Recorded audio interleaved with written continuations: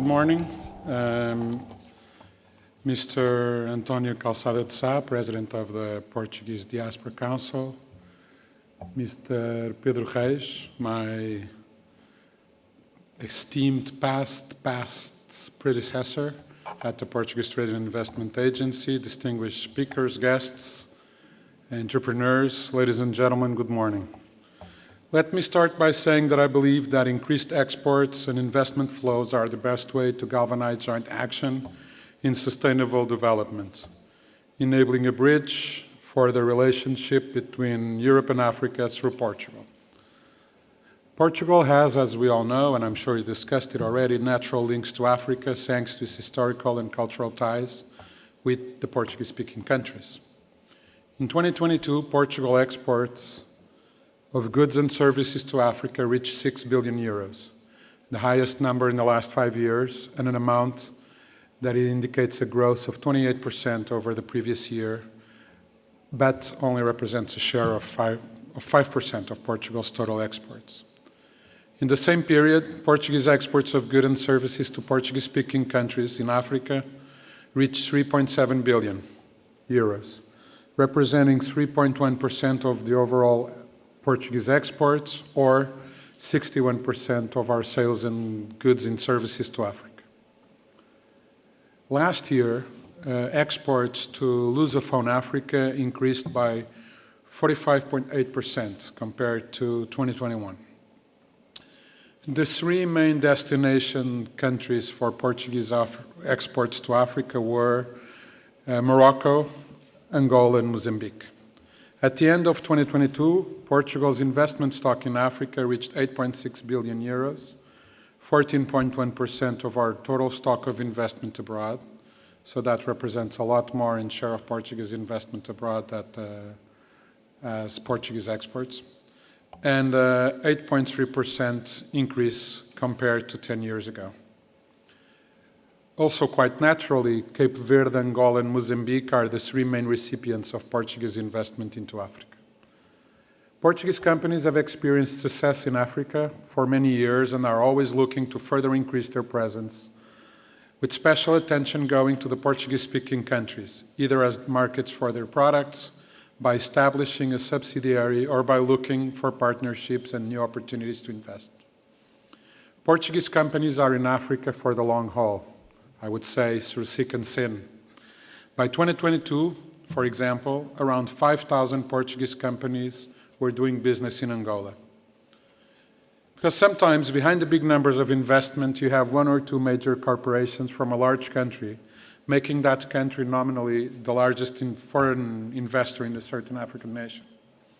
But when you look at Portuguese investment into African countries, you see a lot of small and medium-sized enterprises. And this has a completely different multiplying effect on the local economy in terms of brick and mortar, local employment generation, training, knowledge transfer, local sourcing. Indeed, many Portuguese companies have been long established in Africa and know the markets well, its characteristics, procedures, needs and wants.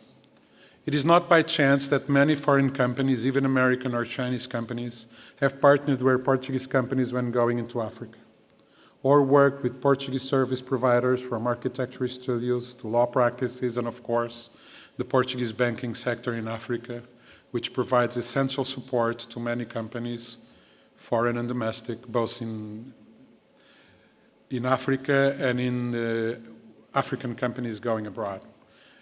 Those countries are, with the Portuguese banking presence, would be Cape Verde, Angola, Namibia, or Mozambique.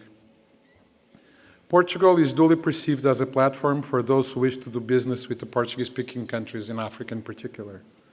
Portugal is a reliable partner and has the power of the Portuguese diaspora connecting forces between culture, companies, and continents. More recently, technological innovation has created a powerful new vector for novel partnerships, and Portugal has talent, innovative solutions, and global experience, namely when it comes to renewable energy, energy efficiency, and self-reliable solutions. Portugal is one of the pioneers of a green economy, and Portuguese companies have the necessary and internationally recognized know-how to be partnered with. The country's exceptional conditions to produce renewable electricity makes it an appealing destination for investments in the energy-intensive computing and data center industries, advancing energy transition in tandem with digital transformation. And leveraging its geographical position, a little bit exaggerated in the little map, not the big map, a little bit exaggerated in the little map, leveraging its geographical position in Europe's west coast, looking at the South Atlantic and closest to the African continent, Portugal is becoming the go-to landing spot for subsea telecom cables, where intercontinental internet traffic occurs.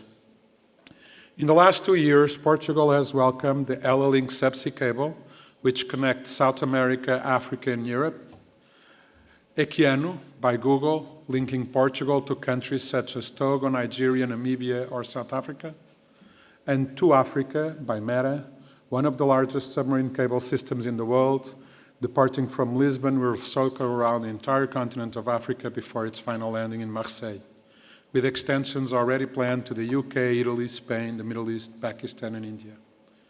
Large-scale data centers are already being built at the intersection of these cable landing stations in southern Portugal, creating a new European data gateway for the Americas and Africa. Africa and Europe are committed to accelerating the green transition and the digital transformation, for which Portugal is a natural link between the two continents. Having said that, it is urgent to support sustainable financing. As was the case of Ela-Links, Europe linked to Latin America and Africa funding by the Margaret Fund, a European fund that brings together the European Investment Bank with the Polish, German, French, Italian, and Spanish development banks, or the grants that the Portuguese government and the agency in particular helped Ela-Link secure from the Connectivity Europe facility for a cable branching unit to Mauritania. In recent years, there's been an increase in funding, as well as an evolving of procedures and the launching of new and innovative instruments, such as blue and green bonds and guarantees, which multilateral organizations from the EU and Africa have been promoting as to achieve sustainable development. In addition to that, by strengthening coordination and harnessing the skills and resources of both continents, the European Union and Africa are creating an enabling environment for sustainable financing, investment, and growth, with more and more instruments with joint funding from several entities coming into play. The EU-Africa Global Gateway Investment Package is a good example of that, with the European Commission allocating 150 billion euros for several key infrastructure and renewable energy projects in Africa. Only last June, the multilateral development banks, including the European Investment Bank, have released joint methodology principles of how they will ensure alignment of new financing with the goals of the Paris Agreements. Although this is an early stage, it is a very important step for a combined approach aiming to accelerate and support the urgent transition to a low-carbon and resilient future. It is also worth mentioning the Lusophone Compact, an investment platform and partnership amongst the African Development Bank Group, Portugal, and the Portuguese-speaking countries in Africa. The financial support made available by the European Commission to strengthen cooperation and create opportunities for sustainable development and investment between Africa and Europe is an opportunity to address the challenges and to seize the opportunities presented by the dynamics of the African market. In addition to the various activities to promote economic exchange between Portugal and African countries carried out by the Portuguese Trade and Investment Agency, AICEP, this agency, with the Portuguese Ministry of Finance through its multilateral working group, also provides support on sustainable financing through multilateral entities and promotes various initiatives on business opportunities, financing, and partnerships of the multilateral market in Africa.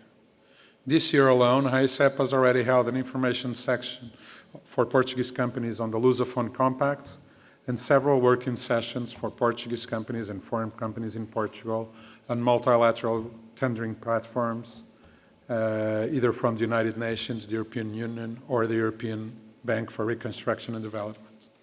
Ladies and gentlemen, it is imperative that we channel our resources toward investment that aligns with sustainability so that economic growth is not achieved at the disproportional expense of the environment or the future well-being of our communities.